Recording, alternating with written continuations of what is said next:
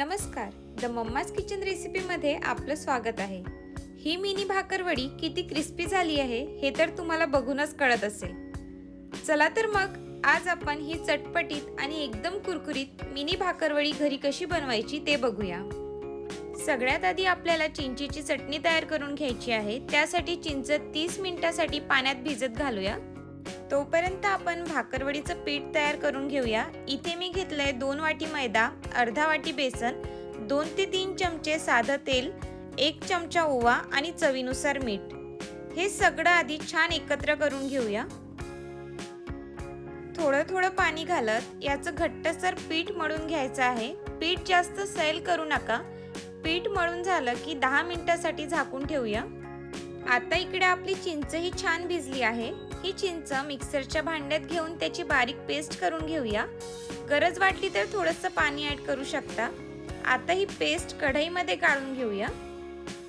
यामध्ये 1 चमचा लाल तिखट, 1 चमचा धनेपूड, 1 चमचा जिरेपूड आणि चवीनुसार मीठ घालून सगळं छान मिक्स करून घेऊ। आता यामध्ये 1 वाटी गूळ आणि अर्धा वाटी साखर घालायची आहे।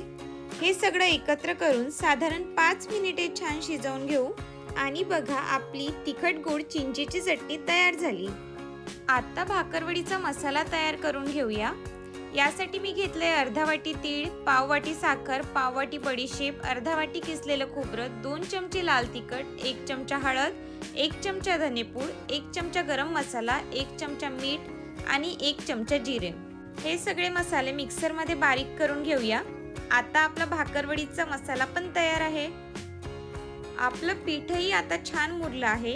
हाताला थोडंसं तेल लावून पीठ पुन्हा एकदा मळून घेऊ आणि त्याचा गोळा करून घेऊ। आता याची पोळीप्रमाणे गोलसर लाटून घेऊया। पोळी शक्य तितकी पातळ लाटायची आहे। लाटून झाले की त्याचे 2 पोर्शन मध्ये कट करून घेऊया। दोन्ही पोर्शन वरती आपली तयार केलेली चिंचेची चटणी छान स्प्रेड करून घेऊ। त्यावर आपला तयार केलेला मसाला पसरवून घेऊ। जेवढा चिंचेच्या चटणीला चिपकून राहील मसाला तेवढा तो रोल करायला इझी जाईल। आता जिथनं आपण पोर्शन कट केलाय त्या कडेवरती थोडंसं पाणी लावून घेऊया। यामुळे रोल केल्यानंतर तो व्यवस्थित चिकटेल।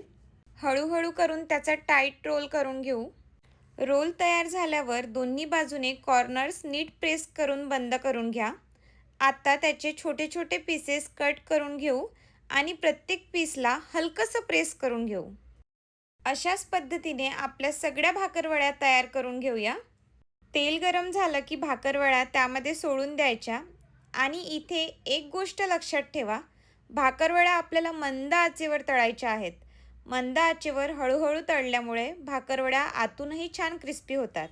त्यांना असा सुंदर गोल्डन कलर आला की त्या तेलातून काढून घेऊया। आणि बघा आपल्या मिनी भाकरवडी किती सुंदर तयार झाल्या आहेत।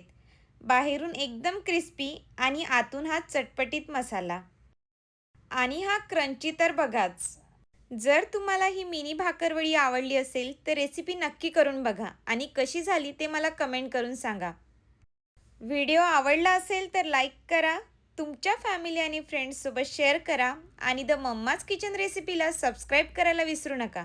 अशाच छान होममेड रेसिपी सोबत पुन्हा भेटूया। धन्यवाद।